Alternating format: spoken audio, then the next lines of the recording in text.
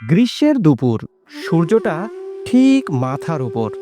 সবাই যখন ঘরে বিশ্রাম নিচ্ছে, তখন দুই বান্ধবী মিম আর রিশা বসে আছে গাছতলায়। ওহ রেশা, কত গরম, কিছু একটা খেতে ইচ্ছে করছে। আমাদের পেছনের বাড়ির ওইখানে তো বিশাল আম গাছ, টসটসে পাকা আমে ভরে গেছে। তুই বলছিস চুরি করে একটা আনবো? যদি ধরা খাই? চুরি না রে, পরীক্ষা মাত্র। আম আসলে কতটা পাকা এটা যাচাই করা হবে। এই গরমে কেউ যেন বাইরে না যায়। পাকা আমের লোভে পাগল হয়ে গেলে শরীর খারাপ করবে। কিন্তু দাদির কথার দাম কে দেয়? দুজনে প্ল্যান ঠিক করে ফেলল। ওই গাছটা ছিল মতিন কাকার, যিনি একটু রাগী মানুষ বলেই সবাই জানে। তুই পাহারা দে, আমি গাছে উঠি। না না, আমি উঠবো।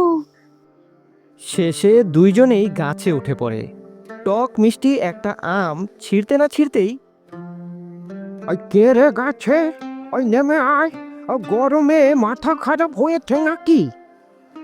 এ তো দেখছি সেই দাদির ছেলে বলে, এখন বুঝি ওই শিক্ষা দিতে হবে। মতিন কাকা রাগে গর্জে উঠলেন। তিনি গিয়ে মিমের বাবা মায়ের কাছে বিচার দিলেন।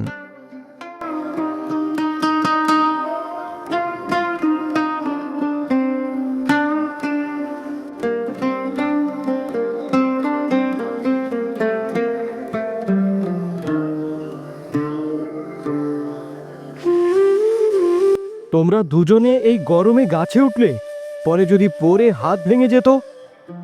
তোমাদের বলেছিলাম না, গরমে বাইরে যেও না।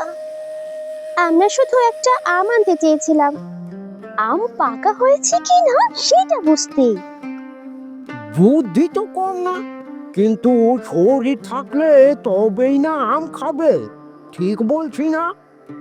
এইবার তোমাদের 1 সপ্তাহ টিভি বন্ধ আর বাইরে যাওয়া বন্ধ। ও মা প্লিজ। পরদিন দাদি ডেকে আনলেন মিম আর রিশাকে। দেখো, আমি তোমাদের জন্য কিছু রেখেছি। আহ, আমদুদ।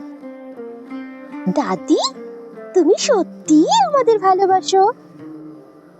ভালোবাসি বলেই তো শাসন করি। গরমে শরীর খারাপ হলে সব আমও তেতো লাগে। গরমে আম চুরি করতে গিয়ে শিখে গেল মিম আর রিশা, শুধু আম খাওয়া নয়, বুঝে শুনে খাওয়াও দরকার। আর পরিবারের কথা না শুনলে শুধু আম না, নিজেরাও ঝামেলায় পড়ে যেতে পারে। পরের বার আম খাবো দাদির কাছ থেকে চেয়ে, আর মতিন কাকার কাছে কিনে। গরমকাল মানেই আমের উৎসব, তবে সাবধানে, ভালোবাসা ও সম্মতি নিয়ে। চুরি করে কিছু নয়, ভাগ করে খাওয়াতেই আসল মজা।